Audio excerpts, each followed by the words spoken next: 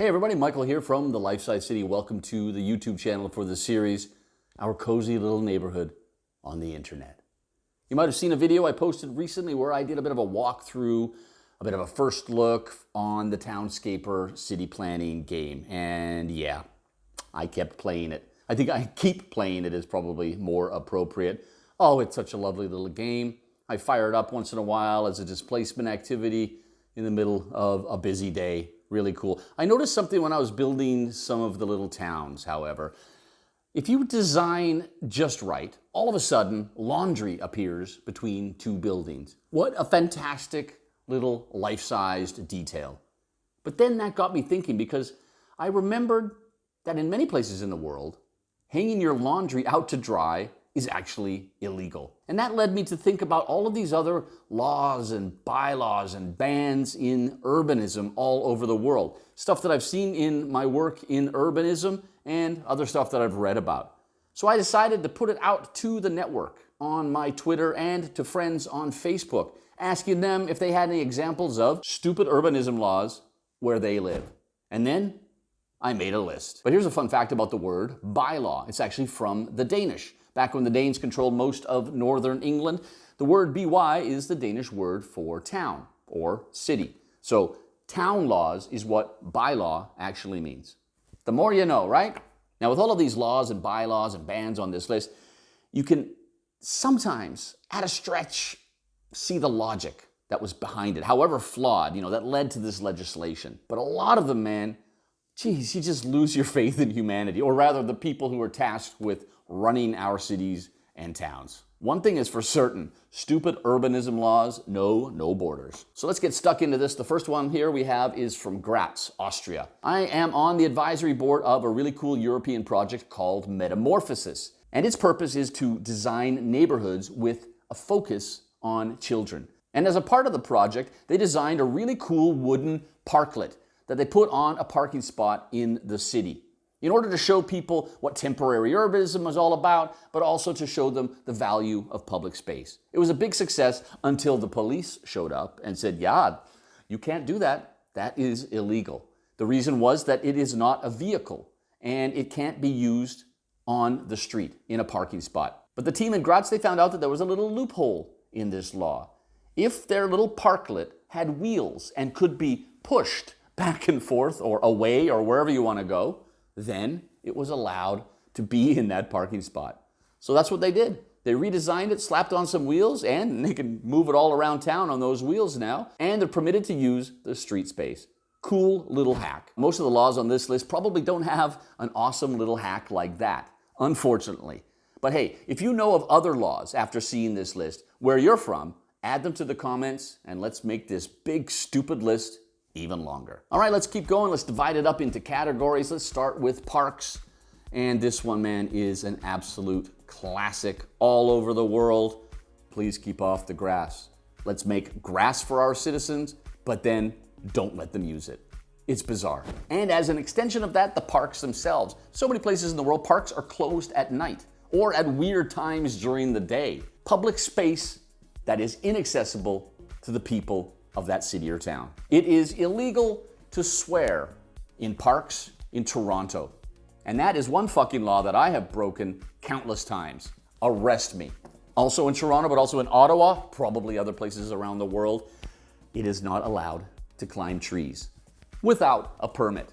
I really want to see what a tree climbing permit looks like. In 2013, somebody was fined 365 Canadian dollars for climbing a tree without a permit in Bellevue Square Park. Down the road in Windsor, Ontario, it's not permitted to play the flute, recorder, and mouth organ. That's incredibly specific in a public park without a permit. Moving on to mobility. There is a law from 1872 in the United Kingdom that says you're not allowed to be in charge of a cow or a horse if you're drunk. But sometimes that's exactly what you want when you're drunk. It's just like a farm animal, your farm animal. You can just climb up on this thing and it'll just take you home and you don't have to worry about driving or riding a bike. In Dublin, garbage cans in public spaces are removed if you use them too much.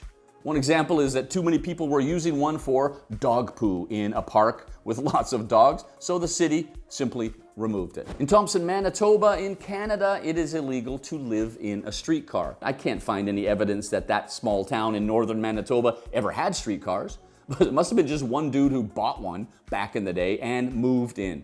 And when you look at a lot of these laws on this list, you really get the feeling that it was one person, maybe two, who stands behind the law. They pissed off one person at City Hall and an entire law for the whole city comes into force. A lot of people on my social media mentioned bicycle helmet laws, forcing people to wear a helmet when they ride a bike, and of course it should be on this list. It is really a stupid urbanism law. Luckily, there are not that many places in the world that force people to do it. One of my TEDx talks is about exactly this subject. You can check it out right there. Here in Denmark, of all places, it's illegal to double somebody on your bike. I looked into this one a few years ago because I was really curious about it. It's legal in the Netherlands and they're really good at it down there. It turns out there was a car-centric lobby push in the 1950s and a whole bunch of rules and laws and regulations came into force in order to really, if you think about it, restrict the use of the bicycle and prioritize car traffic. So it was basically a bunch of white old men in suits who made it illegal. I looked further into this because if you're going to propose a law, you have to be able to back it up with evidence, scientific proof, research, whatever you want. You have to be able to prove that it is, in fact, dangerous or bad for society or whatever. There is nothing out there. There were no studies in the 1950s about the perceived dangers of doubling somebody on your bike. There are very few scientific articles to this day on the topic. So basically, the car-centric lobby got their way without having to prove a thing. That is not how laws should work. It's also illegal in Denmark to cycle with no hands. One hand is fine, but not no hands. Luckily, I have never taught my children that stupid law. In Ottawa, Canada, it's illegal to take your feet off the pedals of your bicycle. And again, I never told my kids about that one, and I probably never will. In some parts of Germany, you can't put in protected bicycle infrastructure unless the crash rate at that location is above normal, 25%. The same applies to 30-kilometer-an-hour zones, 20 miles an hour in some parts of Germany. Only if it's dangerous does the city act and try and slow down the traffic. Basically, there needs to be blood on the asphalt before you get safety. And of course, this is an absolute classic, allowing cars to turn right on red at an intersection. Luckily, it's only most of North America where this is the thing. The rest of us don't have to deal with this. But yeah, it's bizarre that this law is still on the books. Interestingly, here in Europe, a few countries, France and Denmark are two of them, are now allowing bicycles to turn right on red in order to prioritize cycling. In Memphis, Tennessee, it is illegal for a woman to drive a car unless there is a man running in front of the car, waving a flag to warn everybody that the car is approaching. That sounds so funny, man. But there were so many laws like this when the automobile was invented and was perceived as a dangerous vehicle. There are laws where you had to pull over if a horse was coming and you had to cover your car with kind of a camouflage so the horse didn't get startled, man. Some of those laws should be brought back, but maybe not this one unless it applies to absolutely everybody who's driving a car. So yeah, in all the places where you can't hang your laundry out to dry, I do it here in Copenhagen, many of my neighbors do, you see it all over the city. I had a look at this and the reasoning is different in different parts of the world that have this law. Some places it's aesthetics, other places it's decency. Ooh, we don't want to see other people's underwear now, do we? Then there's the idea that it symbolizes poverty, oh, they're all gonna think we're poor if we hang our laundry out to dry. It's gonna drag down the reputation of the neighborhood. Although this is so much of a thing that the state of Vermont in the US has a law that prohibits laws that restrict people from hanging out their laundry to dry or any other energy devices focused on renewable resources. Even Florida has a similar law. Florida, who knew, has some fantastic wording. Where is it here? It explicitly states that no deed restrictions, covenants, or similar binding agreements running with the land shall prohibit or have the effect of prohibiting solar collectors, clotheslines, or other energy devices based on renewable resources from being installed on buildings erected on the lots or parcels covered by the deeds, restrictions, covenants, or binding agreements.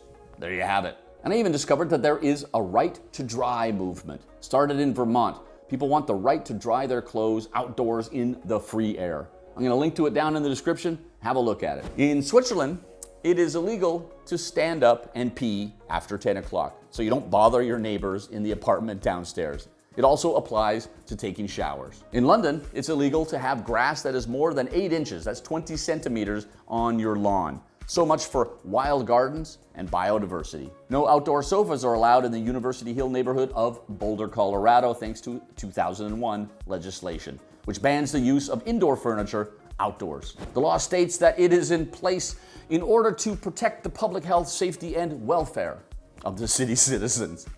Yeah. In Port Dover, Ontario, you are prohibited from shaking dust out of rugs or tapestry on your front porch. That sounds hilarious, right? But there are many places around the world, I found out, that have similar carpet-beating bans, or they limit it to a certain time period during the day. I discovered on my journey through the stupid laws of urbanism that there are many of them that focus on chickens and other animals. In Quitman, Georgia, you will be fined if your chicken is on the loose. You know what that means? It means it can't cross the road, which also means that that joke dies a death on the town limits of Quitman, Georgia. In Portland, Oregon, you're allowed to have exactly 16 legs worth of animals like pigs or chickens or goats, which I guess means you can have 3 three-legged dogs and a goat, or 10,000 snakes. In Tucson, Arizona, you're allowed to have 24 hens, but no roosters. You're allowed to have loud, large dogs in your backyard, but no goats, donkeys, or sheep. And in Copenhagen, no roosters allowed. There are many places around the world with exactly this kind of ban on roosters.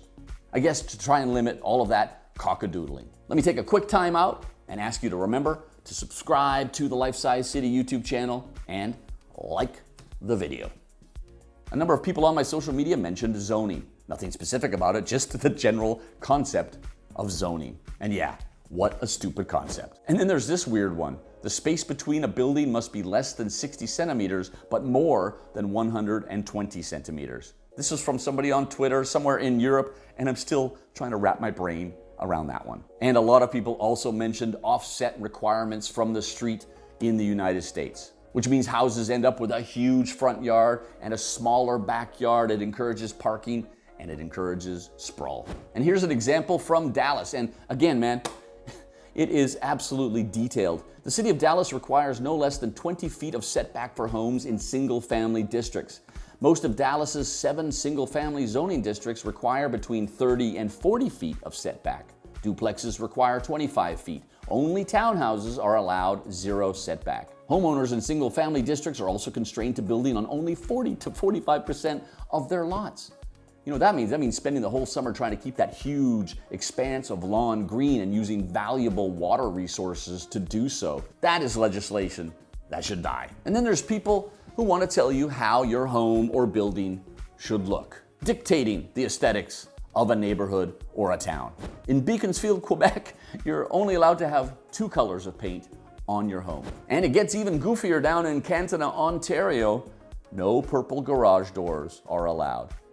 I'd love to see the local drama that led to that legislation being put into place. And as I cover in the Hamilton, Ontario episode of the Life Size City series, so many cities in North America in the 1950s banned having tiny houses or granny houses or ADUs or whatever you want to call it on people's lots.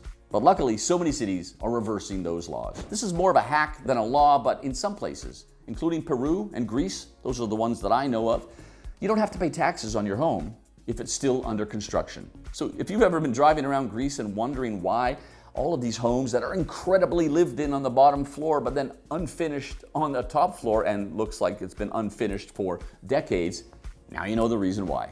In Guatemala City, no new building is allowed to have an entrance on the corner of an intersection, even though there are loads of buildings from back in the day with exactly that. In the so-called Upper Basin region in the US, where the water flows into the Colorado River system, it is illegal to harvest rainwater. You little thieving citizen with that 1 barrel of water outside your home. No. It needs to flow free down to the industrial farms farther south. Solar panels were illegal for a very long time in Spain, believe it or not, because of lobbying from the national oil company. A recent government made it legal, but also had a 7% solar tax. The current government has finally gotten rid of all of that, and about time. And while Florida really digs it when you hang your clothes out to dry, you still have to be connected to the grid. You can have an entire home or a farm, whatever you have, running on solar and wind, not needing any other energy, but you still need to be connected to the Florida grid. One of the things people on my social media were unanimous about: minimum parking requirements. And they are right. It is so completely stupid, and yet it is absolutely everywhere. If you build a building, you have to include by law X number of parking spots. Even here in Copenhagen, although we do have minimum parking requirements for bicycles as well. Some cities are incredibly specific. In Edmonton, Canada, you have to provide 8 spots per sheet of ice at a curling rink. That right there, man, that is peak Canadian. You also have to provide 4 spots per lane at a bowling alley, 5 spots per hole at a golf course, 2 spots per cart at a go-kart track. Sometimes you just get the feeling that, man, they just have a whole bunch of fun making all these laws up. Like they're super drunk at the office Christmas party and just writing stuff down. And Bob from accounting, what do you think? Yeah, we'll just do that because it beggars belief. In Germany and Austria, probably other places in the world for all I know, that seems to be kind of a pattern we have going on here. A garage must be used to store an automobile. Nothing else is allowed. Doesn't matter if you don't have a car and you just want to park your bikes in there. Nope. And they also have minimum parking requirements for homes. It's something called Stellplatzverordnung, and it has its roots in legislation from 1939 by, the Nazis, Reichgaragenordnung. Awkward. In Tucson, Arizona, you are allowed to store a fully functional automobile indefinitely and for free, even if you never use it. But you can't use the street to park other things, including a non-functioning automobile. So not at all like Graz in Austria at the beginning. And kind of by extension of that, in Montreal, you're not allowed to work on your car on the street. But with all that said, there is light at the end of this stupid urbanism law tunnel. In Mexico City, in the episode we filmed there for The Life-Size City, I met a man who successfully lobbied the city government, it's a big city too, to remove the minimum parking requirements. They had some of the most insane requirements on the planet, and now they're gone. You can build anything you want, and you don't have to put in car parking at all. And just across the water from here in Copenhagen, in Malmö, Sweden, 3rd largest city in that country, they have a really cool building called the Bicycle House. It's a residential development with a hotel at the bottom, completely and utterly designed for bicycles. They do have 1 car parking spot because they're required to by law, a disabled parking spot. I'm gonna link down in the description to an article about this super cool building. A number of people on my social media mentioned loitering. It's one of those as American as apple pie concepts that luckily didn't travel very far. Not allowing humans to spend time as they see fit in their city. Man, if my 2 teenagers couldn't hang out lethargically in public space on the streets and squares of Copenhagen, they would have absolutely no life whatsoever. And then there are the laws that restrict people from sitting on a sidewalk, like in Reno, Nevada, where the law states very clearly that no person shall sit or lie down on a public sidewalk or upon a blanket, chair, stool, or any other object placed upon a public sidewalk in the downtown Reno Regional Center. Wow. And then there's the laws restricting businesses from making money and contributing to street life.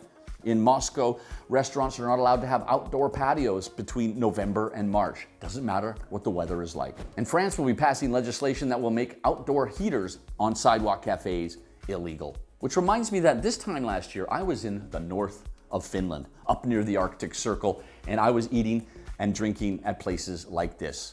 Outdoor heating, this was -5 degrees and the city was kicking. Then there's the gray area of POPs, privately owned public spaces. Ooh, they look like public space, but they are privately owned and they are controlled by private rules and often private security forces. One example that was sent in was the International Financial Services Center in Dublin, a huge complex built in the 1980s and run as a private area. When I was filming the Life-Size City episode in Toronto, we had permits for filming on the streets and the sidewalks of the city.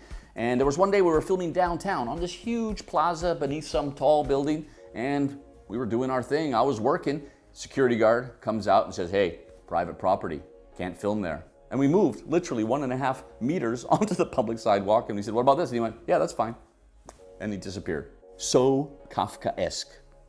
And in Dallas, it costs you $1,000 a year if you want a flower pot outside your store. Now, I have a whole collection of stupid urbanism laws regarding pedestrians in a video I made earlier this year, the top 10 ways to hate on pedestrians. Check that one out. The city of Toronto, apparently, in 1944, published a long list of new laws and bylaws regulating the city, and they became a laughingstock in Canada and even farther afield. They had amazing things like this: pedestrians proceeding in opposite directions shall pass each other on the right, and no person shall run or race on any highway or crowd or jostle other pedestrians so as to cause disturbance, discomfort, or confusion. Basically, pedestrians had to pass on the right side, and in effect, they made running for a streetcar illegal. Then there's a law that says, oh, we can't put in a pedestrian crossing because the speed limit is 60 kilometers per hour, but we can't lower the speed limit because the road hierarchy classification requires 60 kilometers per hour.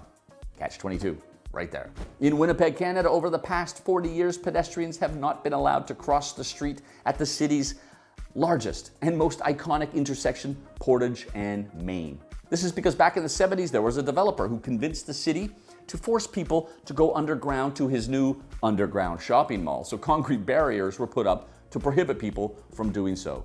Unfortunately, in Hartford, Connecticut, you're not allowed to cross the street while walking on your hands. And in Fort Collins, Colorado, you are not permitted to walk down College Avenue while carrying a lunchbox. In Fort Capel, Quebec, teenagers are not allowed to walk down the street with their shoelaces untied. And of course, we can't forget about jaywalking, another one of those American things that didn't travel very far. But in the top 10 ways to hate on pedestrians video, there's a lot more meat in the jaywalking sandwich, so check that one out. In St. John's, Newfoundland in Canada, the city council, they declined to pass a law that forced residents and homeowners to shovel their sidewalks. The reason why? That's where the city dumps their snow when they plow the streets. And what about all the restrictions on children, just playing, having fun, getting exercise, children and adults alike? Oh, from Los Angeles, we have some splendidly worded legislation here. No person shall play ball or any game of sport with a ball or football, or throw, cast, shoot, or discharge any stone, pellet, bullet, arrow, or other missile in, over, across, along, or upon any street or sidewalk, or in any public park, except on those portions of said park set aside for such purposes. In the state of Victoria, in Australia, but also in London, probably other places, it's illegal to fly a kite if it bothers another person. And back to Toronto, no ball or hockey playing on the streets. We had peak Canadian before, now we have un-Canadian. Many places in Spain, it's illegal to build a sandcastle on the beach. Not everywhere, but many places. On the island of Majorca, it's a €100 fine. But if you go to Galicia, it's up to €1,300 fine for building a damn sandcastle. In Sucre, Bolivia, it is illegal to throw water balloons, even though it's an integral part of their carnival celebrations. But from what I've told, it's very rarely enforced. And in Souris, Prince Edward Island, Canada, it is illegal to build a snowman larger than 30 inches if you live on a corner lot. We don't have that problem here in Copenhagen. Me and my kids just build them on our cargo bike. I just had a quick scan through the list, and I think that regardless of jurisdiction, if that one thing is legal here or there or whatever, I think I've broken about 15, 20 laws on that list. I think that's pretty cool. Let me know of any other stupid laws that you come across down in the comments. That's it from me for today. Mikael colville-andersen is out. Thanks for watching, and I'll see you next time.